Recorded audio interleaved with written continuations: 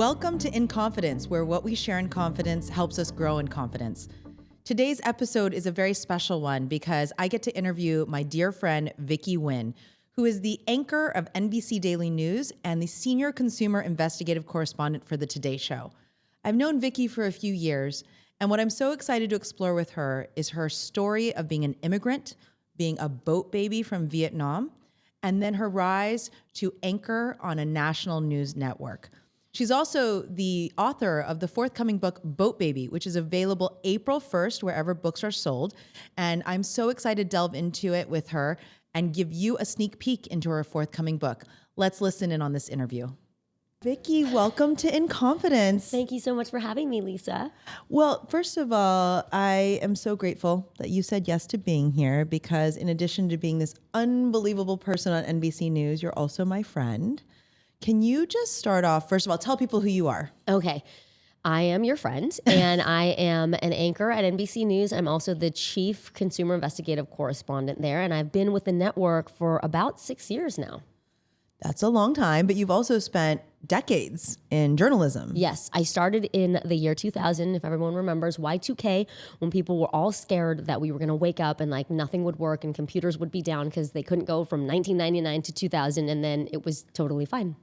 That's the year I got into journalism professionally. Yeah, so you've been doing it for a quarter century now. Yes, indeed. 25 years. Very proud of that, actually. Yeah, and also the mother of 3 beautiful girls. Yes. Emerson, who is 15, Odessa, who just turned 13, and Runley, who is 8. And Emerson's our Gravitas intern this summer. I know. I'm so excited. I mean, all these things and all these intersections, I couldn't be more grateful for. I'm happy to be sitting with you as a guest on your podcast, but what truly fills my bucket and my heart is that we are friends, and we were instant friends. Let's talk about the moment we met. Yes. Okay, here's what I remember. Okay. I was backstage, and it was at Mika Brzezinski's Know Your Value conference in San Francisco. And I had been asked, because at that time I was working for the local NBC Bay Area, and I had been asked to come on and be the MC. And I was like, yeah, absolutely. I love everything that Mika is doing around salary transparency and helping women know their value. So we're waiting backstage, and you came over, and I believe you introduced yourself, or we were introduced, and we just started talking, and just like the wavelengths were like zing, zing, bzz, and synthesized, and we were just like doing it together. Everything you said was so enlightening. I've just like loved getting to know you. Obviously, I have such a soft spot and a place of admiration in my heart for anybody who is an entrepreneur, particularly women entrepreneurs, people who are starting something from nothing, creating jobs for people, inspiring people. You were all of the above, plus your clothing line was amazing, great workwear, beautiful designs. So like you kind of had it all, and then I watched you on stage delivering your speech, and I just thought, wow, I really want to like stay connected to this woman. She is so amazing and inspiring, and I just love being around her. Her energy is contagious. And so that's what I remember about meeting you. And then plus, we literally became like instant buddies, because you said you had your garment factory, like your factory here in the garment district in New York. And then I feel like a month later, I was coming to New York for like some interviews DuPont and things. Awards. Oh yes, the DuPont Awards. And you were like, you know what? Bring your parents. You can have a tour of Gravitas. And I was like, okay. And I totally took you up on it because, you know, obviously. And then you just showed us around the city. We had like dumplings, and the friendship just like deepened and continued. And I really believe in that, like you meet people in certain seasons for reasons.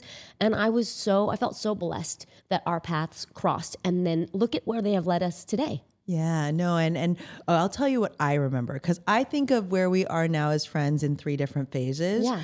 I always say the first phase was the meet cute. Yes. Because I think also as Asian women, when you see somebody, it's like a kindred spirit. It's like that Anne of Green Gables kindred spirit. We know each other's immigrant child stories. Like it's an unspoken language. It's a shorthand. It's a shorthand. And when we met, it was because I had done makeovers for a lot of the Know Your Value honorees, and you were the MC. So they're like, meet Vicky. She will be on stage with you talking to all the people who are involved in the program. And so I always say phase 1 was our meet cute, and you brought your parents to the factory, who I loved meeting them. And what I learned in that moment, though, is you walk the talk. So you don't just support someone. You're like, I'd like to buy something from your brand and talk about it with people because I love what you're doing. So you walked the talk. So that I always say phase 1 is I knew we would be friends because in those moments, even if you hadn't bought anything, I still felt like we knew each other's stories. Yeah, truly. The second phase was the summer when you got the job. Yes. At the network, at the big network, and your family had not moved from San Francisco to New York yet. Right. It was like fancy and flirty and free in the city, And you just were a me for like a few bachelorette. months. Yes. And I remember saying, you have to come work out with me. You have to have brunch with me. We're just going to like hang out in the city. And that's when I felt like we really became one-on-one friends. Yes. It was outside of a work context. It was Totally. Sunday afternoons in the summer, super sweaty, eating Getting outside. our bowls. Yep. Totally. And then I think of the third phase as the one where you can be 100% vulnerable, where I can tell you all the dark stuff. And during the pandemic, as you know, we made face masks, hospital gowns, and you and your husband rode your bikes. I remember this. You rode your bikes from the Upper East Side to come to our factory to pick up face masks for all your we team, your did. crew. Do I you remember your remember crew, this. your family members? And you're like, I'm buying 50 face masks for everyone at NBC that still has to go to 30 Rock. And I remember telling you the sales of our company are negative. Like, we're going to have to make face masks and hospital gowns. And you were there every step of the way. And I always say, you know who your friends are when you hit your lowest point. And now I feel like there's nothing we can't say to each other. I can text you and be like, I need this. Or you'll text me and be like, tell me what to do in this moment. Or this just hit me. I'm super anxious about it. And I always say, this is the phase that I love the best because we're 100% vulnerable. 1,000,000%. I could not agree more. And I love that you kind of remember it in those phases. For me, it's just been so natural and fluid. But you're right. It was meeting professionally and just really hitting it off. And I totally agree. I felt like you were a kindred spirit because to see an amazing Asian American woman in a powerful position doing all these amazing things was just so like delightful for me. It was just a delight to be in your presence and to know you existed. And then when we started to connect, because I was here in the city, you were like my guide to New York City. And believe me, I was a reluctant transplant. Like I was living in California, living the dream. And then I came here, I was like, oh, if you can make it here, you can make it anywhere. This place is crazy. But I understood like what it meant to be here, to transplant my whole family. And you helped me make that transition so smoothly and gently. Like you encouraged me, like you can take the subway, you can walk these 5 million blocks, you can do these things. And so I totally do associate you with helping me just adjust to life on the East Coast from the West Coast. And we had so much fun together as like, you know, just women in the city doing our thing. But yeah, you're right. Like I'm so happy that we've had these moments where my girls have gotten to spend time with you when you've come to our home, when like Emerson's going to come here and get to see you in action in your element as a professional person. I want to expose my 3 daughters to the people that I hope they will learn from and become like. Yeah. You know, if you see it, you can be it. So I'm trying to always put like incredible people in front of them. And I'm so lucky that they've gotten to hang out with you. And I totally agree. When you can be friends with someone, be real 100%. I mean, during the Stop Asian Hate movement and when we were doing all that reporting, I remember you went through it.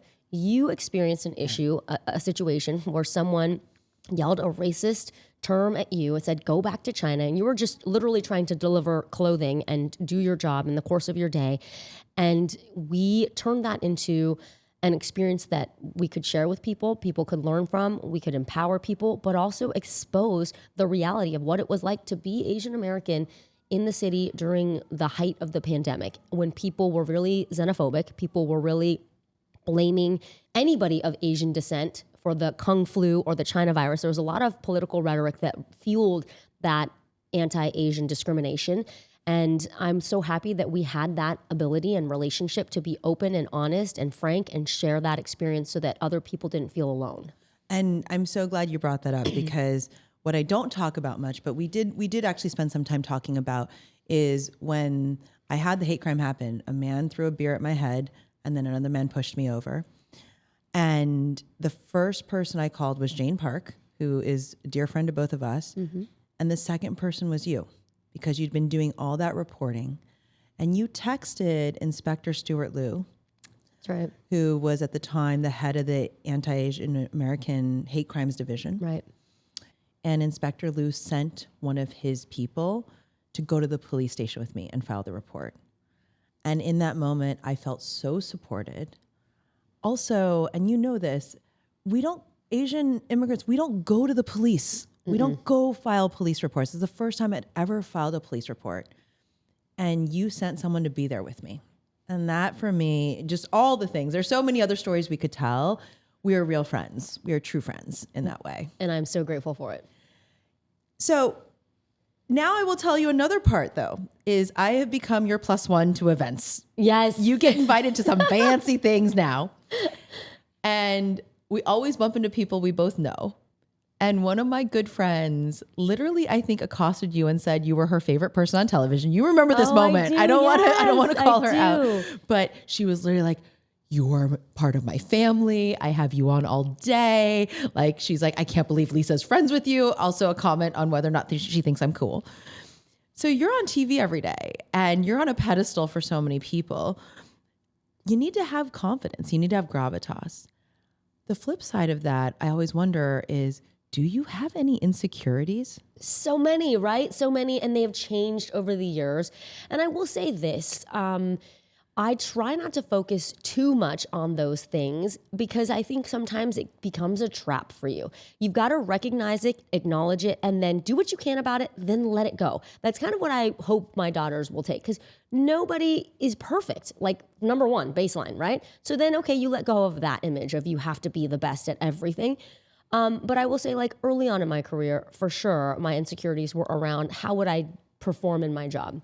This is a very visual medium, public medium. When you mess up on the job, you're on air and everyone can see it, right? So the antidote to that for me was just to try to come in and be as well prepared as I could for any scenario. And I think regardless of what career you're in, the more prepared you are, the more confident you feel. So that is like one simple thing we can all do to take away that insecurity.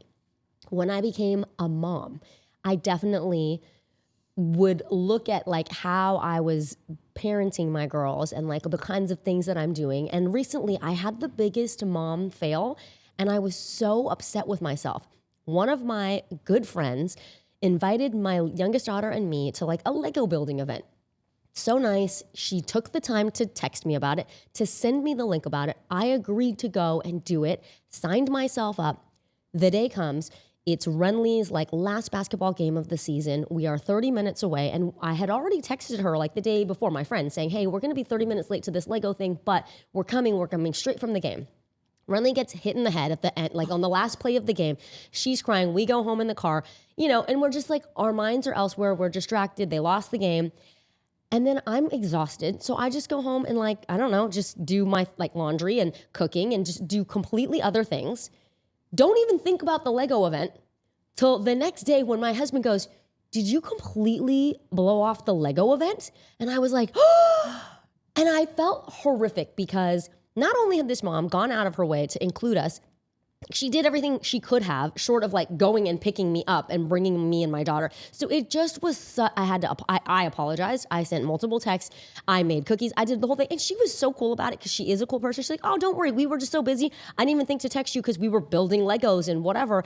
And so but to me, it was very inconsiderate. And it was just like rude and I don't know, just thoughtless. And I just felt like I dropped the ball in such a major way. And there were like, sure, I could say, oh, well, Renly hit her head, or I could say, I was so tired, whatever. But the bottom line is like, those are the kinds of things that I think make me insecure as a parent about just being on top of it, being organized. My middle daughter the other day said, Mom, you're kind of like the least of planners of all my friends' moms. Because she was talking about how this other mom had rearranged her schedule to take them ice skating during the week. And I was like, you're right. Like I don't have that same flexibility in my job. It requires me to be in a certain place at a certain time. I travel for my work sometimes. And so what I do, my workaround is I add my husband to all the mom text chains. Like it's always like, hey moms and Brian. And I'm like, because two heads are better than one. I try to step up and do my part, but I know there are certain times I'm not going to be able to respond because I'm literally on air. So then hopefully he can respond or like, we tag team it. And I know that other moms are juggling many things as well, but in our dynamic, it works. So I kind of have learned to try to give myself a little bit of grace when it comes to being a working mom. But at the same time, there are some things that I do that I will be guilty about forever, just dropping the ball on the Lego event.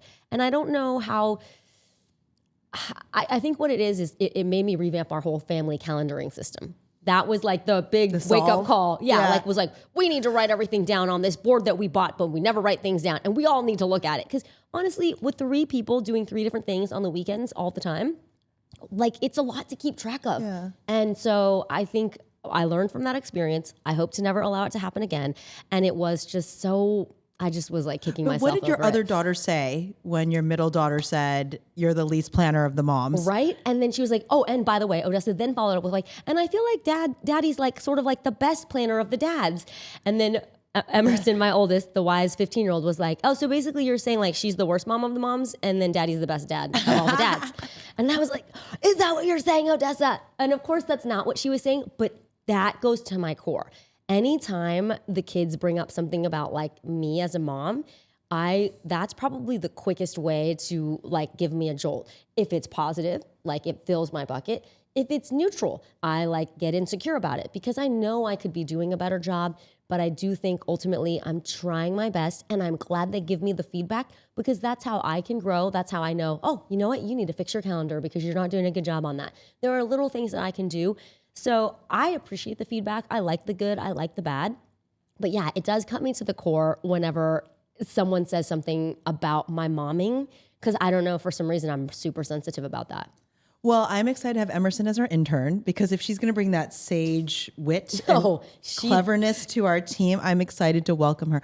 But everything you've just said about your insecurities, I think are what you make you so great at what you do. And whenever I tell people that I'm friends with you, they're like, I really trust her. Not only, I will say though, people say she's Asian, she's done the homework. Exactly. I know she's done the research. Like I trust an Asian woman to tell me what's bad for me and what's good for me. So one, I think it's clear that you're well prepared for your role. And then the second thing is what I love about what you said about how you overcome any guilt you have about your mom or about being a mom is literally that's almost like our immigrant experience in a way, which is I'm just going to learn from this and get stronger and stronger and just keep doing it. Right. If I let that hold me back, I'll never get to where I need to go. And I feel like that is the resiliency of the immigrant experience in a way. Someone asked me recently, what do you admire most about your parents? Because I write about them a lot in my book. And it was so easy for me to answer. I said, you know what? Their eternal optimism, their ability to take risks, their resilience, their grit, and their work ethic. Those are things that I admire about them because I saw it on display all of the time. And even from a young age, when you don't have all that vocabulary to explain it, but you kind of just see day after day, they're going to work 7 days a week. They don't really let anything get them down. They were very much like, oh, did we experience racism or discrimination? I never heard about it, but I'm sure that they did. And I also witnessed it in the way that sometimes people would interact with my parents or talk down to them or then talk to me, you know? And my parents could understand English. They spoke with an accent. They still do. But I think those things when you're young sort of shape your understanding of like how to deal with adversity. My parents never were outwardly affectionate or outward with their advice. They're not like I am with my kids. They parented me very differently. But I do appreciate that their attitude was always like, why not us? And, oh, okay, if that's not going to work, or if that person's standing in our way, let's find a way around it. Let's find a way through it, over it, under it, whatever. But they kept going. They kept moving forward. And I think they taught me not to dwell too much on things that happened in the past because they survived a lot of things, terrible crimes, you know, obviously escaping a communist country and just there were many like spots along their journey where they could have thrown their hands up, given up, or just kind of got stuck in like something terrible that did happen to them. But instead they said, okay, that is the past. What can we do? What can we control? And that's what they focused on. And I definitely think that imprinted on me too. I mean, right or wrong, because my parents were very similar, it's sort of like, we don't have time for insecurity. Right? We can thrive on feedback. Yeah. There's no regrets. We're just learning. Let's just keep going. It's like, I have no room for insecurity in my life. Never complain, never explain. But I do think it's about, you know, being reflective too. And I don't think insecurity is a bad thing. It means you're self-aware. When you look at yourself and you're somewhat self-critical or you say, hey, you know what, this is an area where I can get better. This is where I can grow. I'm not so hot at that. I think that's a strength, actually, to be able to see those things, name them, and then address them. Okay, so let's talk about the book. Okay. Because I got to read a very early draft. I'm so lucky. Did. That's why we're friends. You are my book mom. Well, why did you write Boat Baby and what is it about? Okay, so when this idea of like, maybe you should consider writing a book came up, in my heart of hearts, deep down, I've always wanted to write a book because I think that like I love reading. I have so much respect for authors. I think having your own like ISBN, that little number that says like, this is your book in the like international world, you know, it's assigned to you. It was like a bucket list goal. But at the time that it came up, I thought, well, I don't know. I mean, nobody knows me. I've barely been to the national news network. Like, what am I going to write about? I didn't feel like I had the life experiences to make a book that was worthwhile.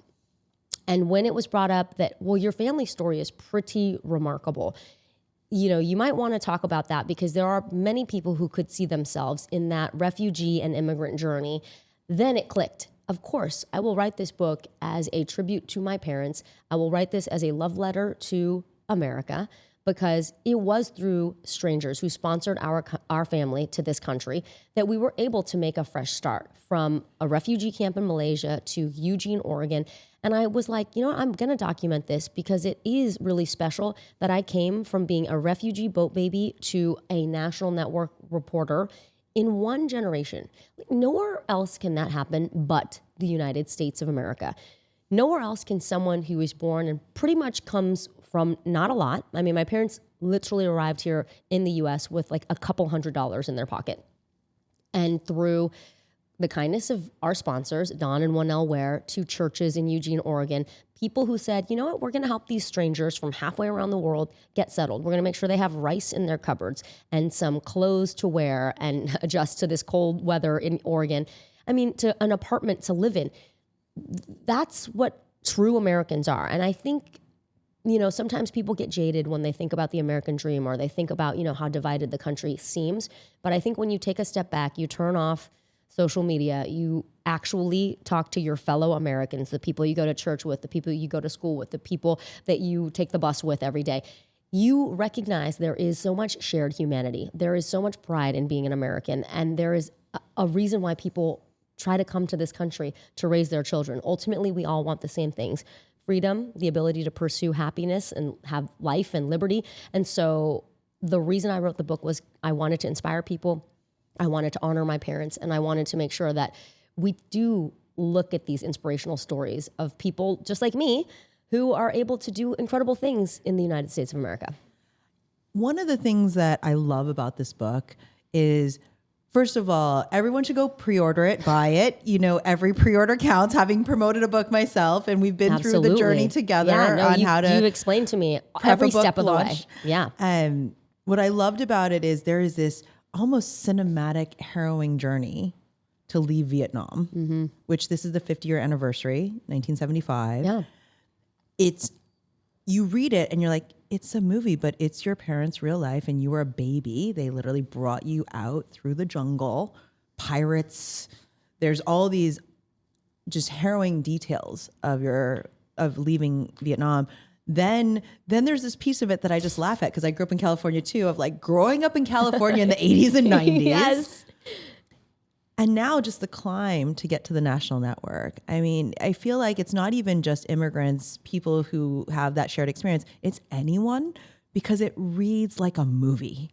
That means a lot to me. Thank you so much. And I think it's a simple read. Really, I wrote it so that anybody could read it. And I hope that it earns the time of the reader and that people set it down and go, I'm really glad I read that. That's a fascinating story. I'm glad you see it sort of reads like a movie. I didn't intend that going into it. But when I went back to recount what actually my parents had to do, I mean, so much of it is like something they never talked about with me, right? So in working with my co-writer, Vicky Bruce, who was amazing, and like the way that she talked to my parents, I feel like she elicited more information from them than they would ever share with me.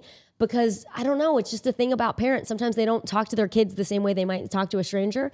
And so being able to piece together those details and sort of understand what went into the decision making, what the actual experience was like, from the clothes they decided to wear, the night that they decided to leave, to encountering very early on in the escape police officers who could have very easily turned them in, and that would have been the end of that journey. They wouldn't have even gotten anywhere close to getting out of Vietnam. But instead, those officers wanted bribes. They wanted gold. They wanted jewelry. They wanted money. And they let my parents continue. And then my parents almost missed the big fishing boat that took them across the South China Sea, that took us all across the South China Sea. And so just, yes, every step of the way, definitely does have a visual quality to it. And I hope that people can imagine what that would be like, because many people have escaped a lot of, harrowing situations to try to make a better life. And for my parents, I was the impetus. I was 8 months old, a big bald-headed baby, and they were like, you know what? We don't want to raise her here under communist rule. We want her to have an education, and we want her to have freedom. And they went for it, and they left behind, their family members, their cousins, brothers and sisters, their mothers. And so for my parents to make that decision and to now look back 40 plus years later and see what has come of that choice, I think they are proud. I think they are grateful, and I know that I am. And best book name ever. So I will admit that even though I have some fancy degrees, I did read Cliff Notes. Do you remember Cliff Notes? Of course. When you were Of course. I have to, write an essay or speak up in class about this book, and I didn't finish the book, so you'd buy the Cliff Notes. If you were to do, that section of the Cliff Notes that's like major themes and important lessons. Yeah. If you had to write that section for your own book in the Cliff Notes, what would be, some of the bullets of like, this is a major theme, this is a major theme, this is something you have to talk about in your essay? Yeah. I think the major theme for sure is keep moving forward. Life is going to be full of challenge and adversity and changes. And it is all about controlling what you can control, which is your reaction and what you're going to do about it. And I think that is sort of stoic in nature, and that's sort of like a trendy thing on social media now, focusing on what you can control and ignoring the rest. I've always kind of gone that way. Like, I try not to fret about what's going on out there. I look at a situation and I go, okay, what can I contribute to this? Or if something happens to me, okay, if it's bad, that sucked. But then what? What can I learn from that, and how do I move forward? I feel like it is sort of a luxury sometimes to dwell or think about this or that. And we talk about like our immigrant parents, they just didn't have that time to reflect or to say like, oh, but what about this? They were just like, okay, on to the next thing. And I think it's important to empathize and to recognize that, you can't solve all the problems by yourself, but there is a lot of agency we have. We have a lot of freedom in this country and, in our lives. And I think my parents taking me places when I was little really helped me appreciate what it means to grow up here and what it means to have the chance to make choices for yourself and not get mired in like too much, anxiety and backward thinking. So I think, so a major theme would be focus on what you can control. Don't worry about the rest. Another major theme would be I think I'm a naturally sunny side up person, but looking at the world through the I get lens versus the I have to lens. This I heard from like a video I saw that Reese Witherspoon did, but it really resonated with me, which was, you could wake up and say, oh, I have to get up early today. Or you can say, I get to wake up early today. I have to go to work today. Or I get to go to work today. I have to go to school today. I get to go to school today. Believe me, I say that one in my house to my girls quite often. But it is I have to work out. I get to work out. I get to lift weights or, take some steps or whatever. But I think just shifting your mind frame from I have to I get to, it's like huge, right? Thinking about like your normal day might be someone else's best day ever. You got to have breakfast. You got to go somewhere where you did something that mattered. You got to interact with other people. You got to sleep in your own bed. The best parts of life are the everyday, simple parts of life. Absolutely. We're sometimes looking at like, oh, that big accomplishment, that big award, that big deal, whatever it is. But most of your life is made up of the moments that you spend with the people who are close to you and recognizing like, I got to give Lisa a hug today and look her in the eye and have a meaningful conversation with her. That's what a gift that is for me today. I agree. And one of the best parts, so I think everyone should get this book. It's such a beautiful read. But the thing is, I love how vulnerable you are in it. And that's what I mean by I see you on TV, my friends see you on TV. I told you once my factory owner was like, she's cool. I can't believe she's wearing our blouse. And you're not afraid to talk about negotiating for the salary you wanted, how hard it was to move your family across the country, body insecurities. There's just so many things that you're willing to go there that I think makes you someone I want to watch on television because I know you as a person now. So I'm really happy you wrote this book at this moment because now I get to see all these other parts of your life that being the authoritative consumer correspondent doesn't allow me to see. Yes. It's funny. My friend Jamie, who's reading the book right now, just texted me today, Lisa, and said, I really like the parts where I see your vulnerability. And she worked with me for 5 years. So she saw a lot of me and saw me in work mode. But I forget sometimes that, like, of course I'm vulnerable. Of course, I think that's what helps with the real connections when you make with people. It's about like seeing them not when they're all polished and shiny, the curated version of themselves. It's about seeing people for who they are and how they struggle and how they get through those struggles and how you can be there for them and how they can be there for you. Our moments of vulnerability connect us more than anything else. Of course, I love to celebrate someone else's success, but when I get to see them down and out and I get to be there for them, that's like what cements the bond, right? In a friendship. And I'm really happy we're here at this point because you and I both got to, well, you really got to spend with time with Connie Chung. But when I read her memoir, I was like, I respect that woman even more. And at the time she was like, I couldn't say those things because I would be judged. I'd be tabloid fodder. I'd be off the air.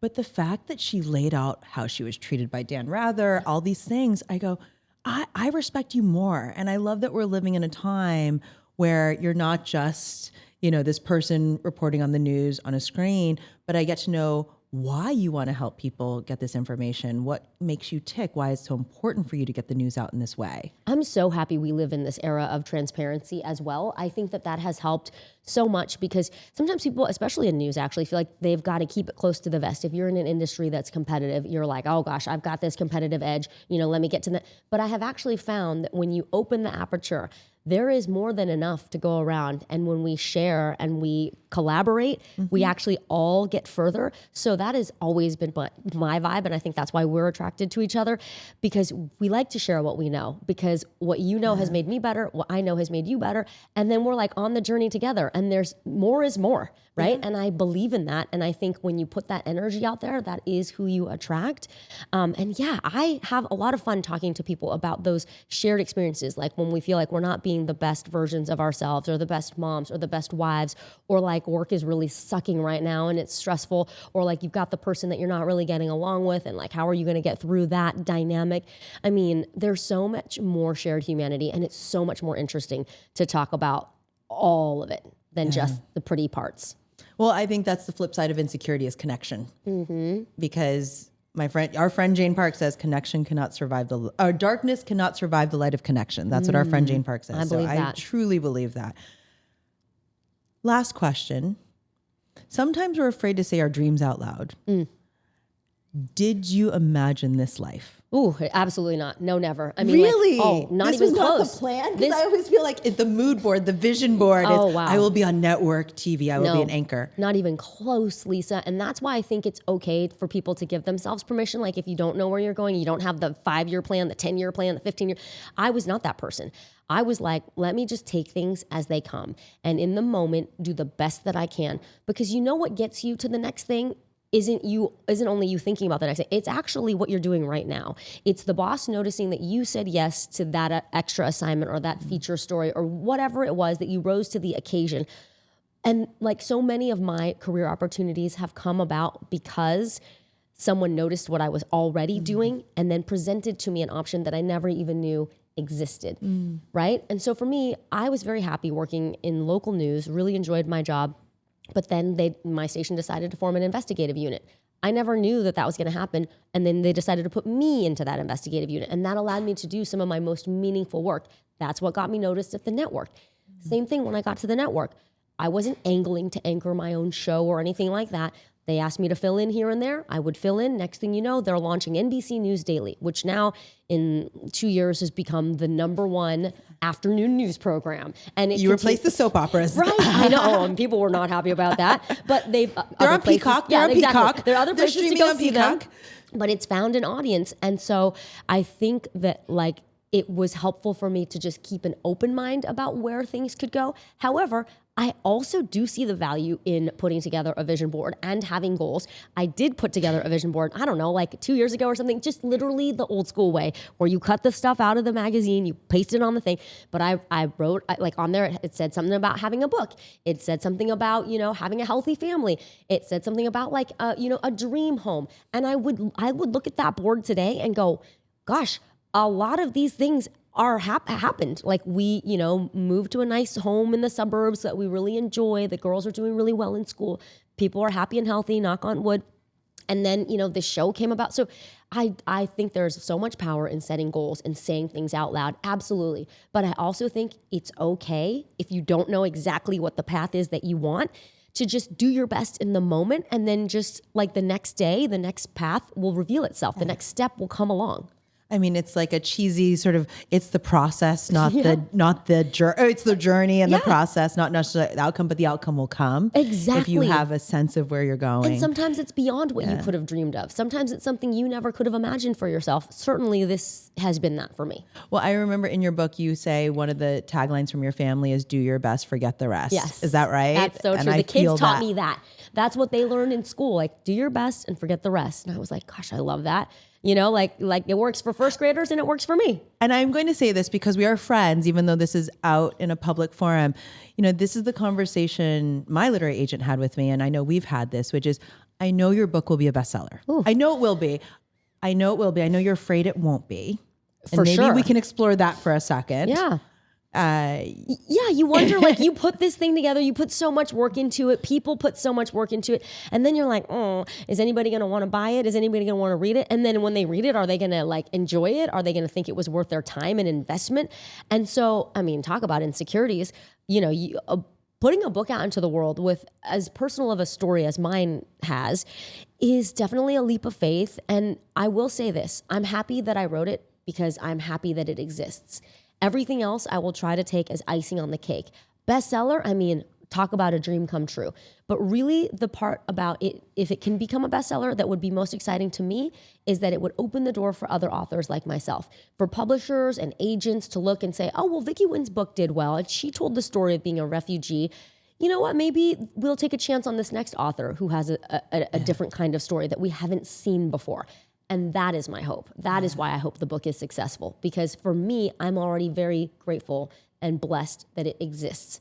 The rest is icing. And that's, I think, a complex set of emotions, right? So I always say it's a double-edged sword in a weird way, because in the back of my mind, I was like, I want to hit every bestseller list, because we can't get away from the trap of external validation. Of course. There is a gravitational pull to, I would love this to be recognized. Yes. And then the other side, which my literary agent, Andy, who I love, she said, we're not going to talk about bestseller status. She actually said, I think I told you this, she said, moratorium on any newspaper's list for the next 6 months. She said, you changed my life and you already did your goal. And the goal of your book was to change lives. So you've already done that for one person. The second thing she said, there are all these other objectives I had for the book from a business standpoint, from a life standpoint. And she goes, check, check, check, check, check. If we get the bestseller list, great. If we don't, you still did everything you wanted to do. Absolutely. And that's the thing is it's a dual-edged sword. I know it's going to be a bestseller. I know you're going to, everyone should pre-order it. Pre-orders matter. That first week is the most important week for a book's launch.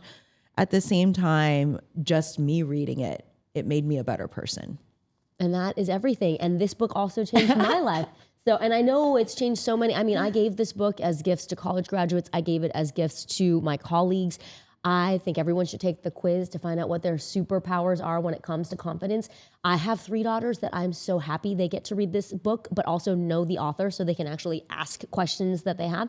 But it is so important for all of us to harness the strengths that we have, to be able to put them into words and to understand them so that we can maximize our potential. Well, Emerson is joining us, so it is required reading for all new team members. So she will be reading the book this summer. You've already got her on it. Good. On it. She already has school, though. You don't want to learn new things on the weekends. No, it's all good. It's so fun. It's a great read. Well, thank you so much for joining us on one of our very first episodes of In Confidence. I love you so much. I'm so grateful that you're here. Same. I'm so appreciative of this opportunity to talk with you. It was such an insightful conversation. I learn something every time I'm with you. Thank you, Lisa. Yay. I hope you enjoyed that conversation with Vicky. I hope you're leaving this space a little bit better informed, as well as stronger than when you entered it. Couple of lessons from Vicky that I loved. 1, keep moving forward. 2, I get to versus I have to. And 3, vulnerability is connection. I'm so grateful for Vicky coming onto our show and sharing these important lessons. we all can have an opportunity to learn from her story of resilience and grit. On top of that, this month is a very special month for us. It's International Women's Day as well as Women's History Month. We've launched a campaign called 25 Ideas in 2025 to accelerate action towards gender equity. We've asked great women to each contribute one idea that every one of us can do, whether it's individually or collectively, to advance gender equity. Vicky's idea, salary transparency.